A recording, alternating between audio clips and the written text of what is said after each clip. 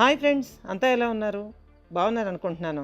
మీ అందరికీ నచ్చేటటువంటి horror ఎలిమెంట్తో horror and mystery కలిపి బాగా దట్టించి రాసినటువంటి మిస్టరీ నవల, అట్లాగే హర్రర్ నవలగా కూడా చెప్పుకోవచ్చండి, మన జయంత సేన. ఈ మిస్టరీ హర్రర్ నవలకి మీ అందరికీ స్వాగతం. ఇంకా మన ఛానల్ని, ఆడియో ఫేస్ ఛానల్ని సబ్స్క్రైబ్ చేసుకోండి, లైక్ చేయండి, షేర్ చేయండి. అట్లాగే కామెంట్స్ రూపంలో మీరేమనుకుంటున్నారో తెలియచేయండి. ఇక ఆలస్యం చేయకుండా మనం మెయిన్ స్టోరీలోకి అయితే వెళ్ళిపోదామండి. రండి, ఆస్వాదించండి, ఆనందించండి, ఎంజాయ్ చేయండి, ఎంకరేజ్ చేయండి మన జయంత సేన. ఇక కథలోకి అయితే వెళ్ళిపోదాం పదండి. అప్పటికి గంట నుంచి నడుస్తున్నారు రంగాభాయ్, నాగ్. ఇంకెంతసేపు భాయ్, దాచుకున్న విసుగు దాగడం లేదు. మేబీ ఇంకో అరగంట. నాకు మాత్రం ఏమన్నా తెలుసా? మ్యాప్ చూపిన దారిలో వెళ్ళిపోవడమే. హ్యాండ్ స్టిక్స్ నేలను గట్టిగా తాటిస్తూ తన్నుకొస్తున్న చిరాకుని బలంగా కంట్రోల్ చేసుకుని చెప్పాడు రంగా. మరీ మాట్లాడలేదు నాగ్. లోపలే పళ్ళు నూరుకున్నాడు. సిటీలో తనెంతంటే అంత. పెద్ద పెద్ద పోలీసు వాళ్ళే తను పిలిచేదాకా వెయిట్ చేస్తూ ఉంటారు. స్వయాన రాజకీయ కుటుంబం. ఏదో నిధి మీద ఆశ కొద్దీ వచ్చాడు కానీ ఈ శ్రమ, ఈ అడుగడుక్కి ప్రమాదాలు, ఈ తిండికి లేక మొహం వాచటం, నిద్రకి కూడా మొహం వాచటం, లేచిన వెంటనే లగేజీ మోసుకుంటూ ప్రాణాలు అరచేతుల్లో పెట్టుకొని కాలినడకన ఈ చిట్టడవుల్లో ఈ ప్రయాణాలు నాగరాజుకి అస్సలు మింగుడు పడటం లేదు.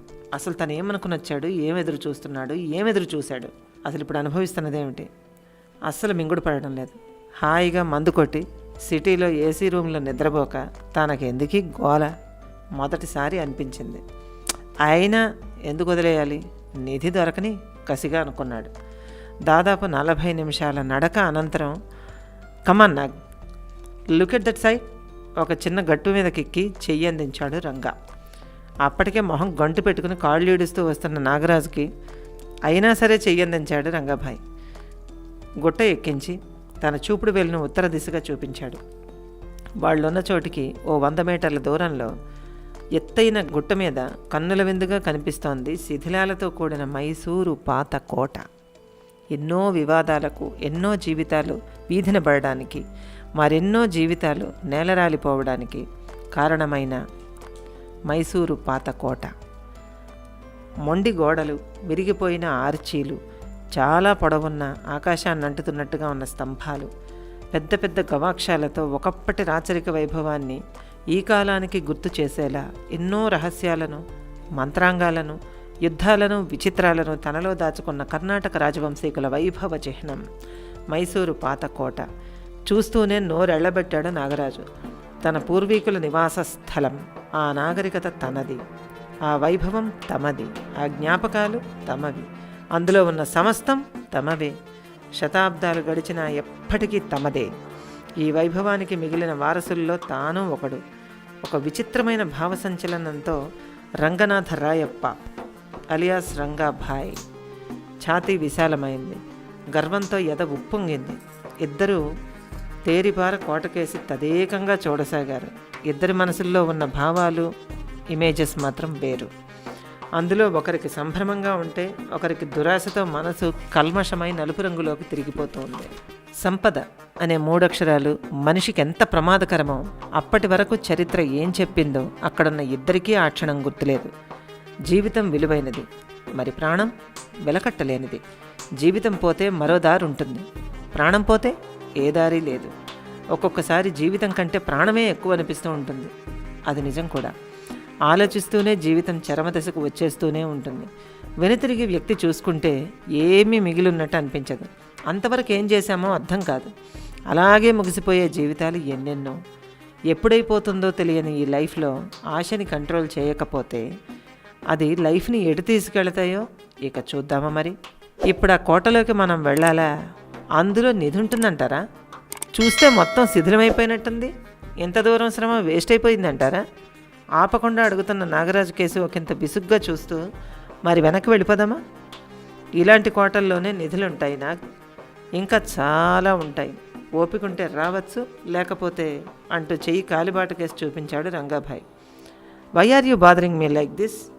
నాకు మాత్రం ఏం తెలుసు? ఇలాంటి చోట చాలా కాపలాలు, ఇంకా చాలా ప్రమాదాలు ఉంటాయి. వేసే ప్రతి అడుగు ఎటుపోతుందో తెలియదే. ఇదేమీ బ్యాంక్ ఏటీఎం కాదు కావలసినంత పట్టుకెళ్ళిపోవడానికి. ఓపిక లేకపోతే ఇలాంటి క్యాంపులకు రాకూడదు. అంతేకాదు, ధైర్యం, సాహసం కూడా ఉండాలి. లేకపోతే మీతో పాటు నా ప్రాణాలకు కూడా రిస్కే.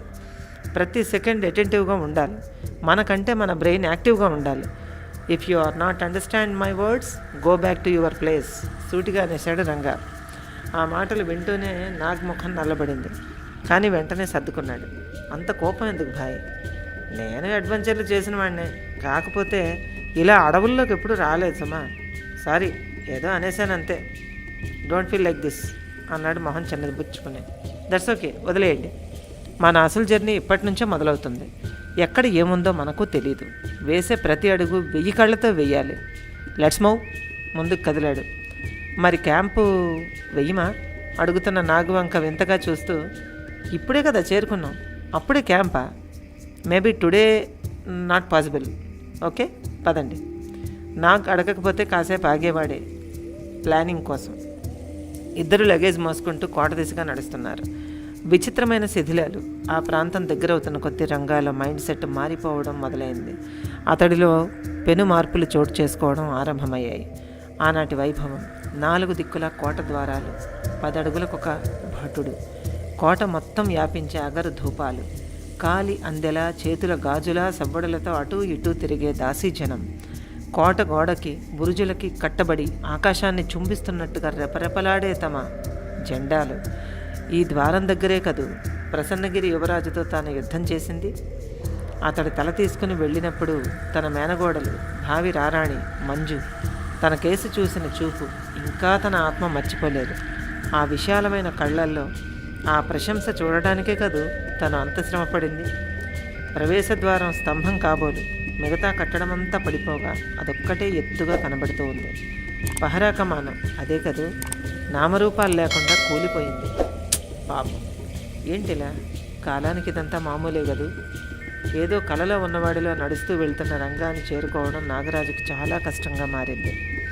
అప్పటికే అతడిలో మొదలైన సంచలనం గుర్తించగలిగే స్థాయి కాదు నాగరాజుది. ఫాస్ట్గా వెనకాల పరిగెత్తలేక ఉగురుస్తున్నాడు. ఒక్క క్షణం రంగాభాయ్ కళ్ళకి కోట చాలా సజీవంగా కనిపిస్తోంది. గుర్రాల గిట్టల చప్పుళ్ళు, నగారా ధ్వని, మరకతరాజేశ్వరి ఆలయంలో నుంచి వినవచ్చే కొమ్ముబూరల చప్పుడు, ఉత్తరద్వార పరిరక్షకులు వీరాధివీర శ్రీ శ్రీ శ్రీ రంగనాథ రాయప్ప గారు వేంచేస్తున్నారహో పరాకులు, దూరం నుంచి వినపడుతున్న కైవారములు. ఉత్తరద్వార రక్షణ పటిష్టముగా ఉన్నది కదా.